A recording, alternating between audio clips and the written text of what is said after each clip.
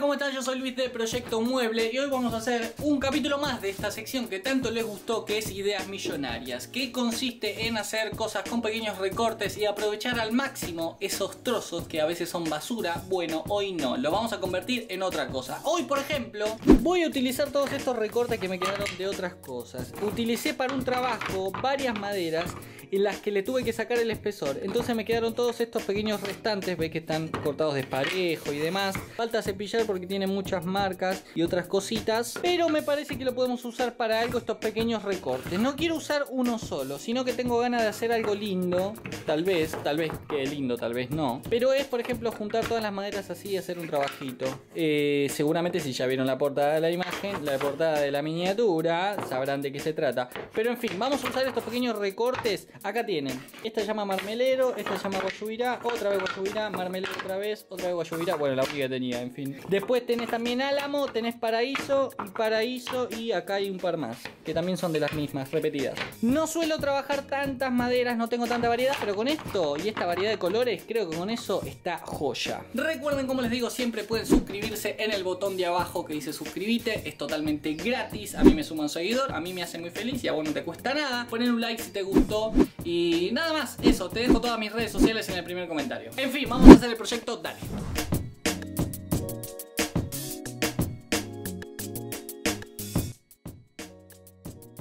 Ok, gente, primero vamos a seleccionar, como ya les dije, las maderas que vamos a utilizar. Yo tenía un montón de pequeños recortes, pero no tenía gran variedad. Tenía un poco de guayubirá, algunos cortes de saligna, creo que había marmelero, paraíso y demás. Alguna que otra seguramente se me va a escapar. Le corté el espesor más o menos a 5 milímetros, después cepillamos para que quede lo más liso posible y al momento de pegar no haga ningún movimiento. Traten siempre de tener de colocarle la cantidad de pegamento adecuado. Fíjense, yo siempre coloco bastante de más. Vamos pegando de a una. No hace falta que vayan prensando de a una porque van a ir moviéndolo y eso no queremos. Fíjense, también le puse álamo. Y vamos colocando, como ya les dije, de a una. Tengan en cuenta que si hace mucha presión va a pasar como están viendo ahí, que suele moverse. Pero eso no importa, no se hagan problema. Una vez que ya esté seco lo vamos a emparejar.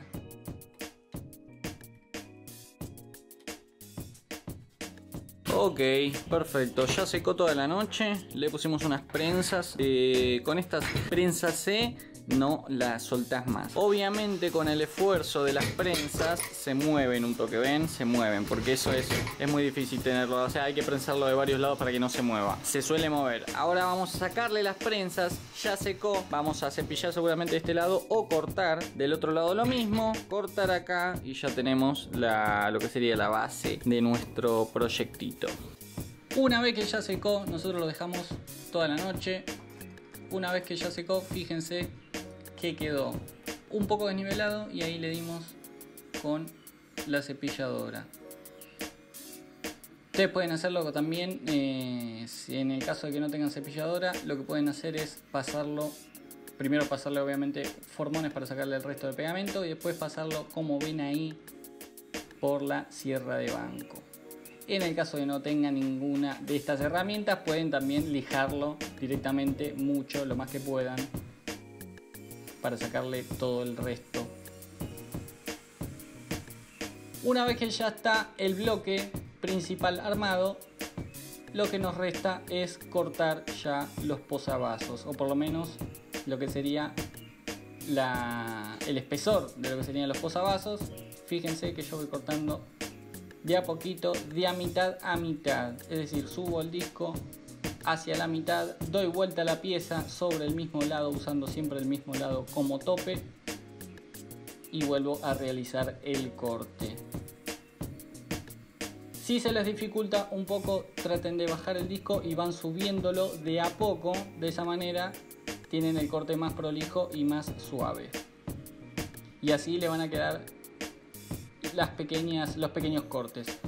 Una vez que ya corté eso, voy a pasar a rectificarlos o cortarles los extremos para dejarlo bien parejo. Se me ocurre también con esta técnica hacer un ajedrez, díganme si les parece buena idea.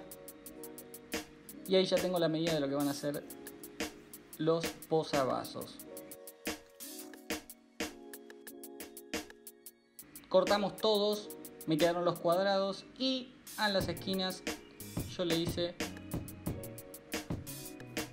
En las esquinas le hice, perdón, un pequeño círculo y después lo lijé con la lijadora de banda para darle la forma.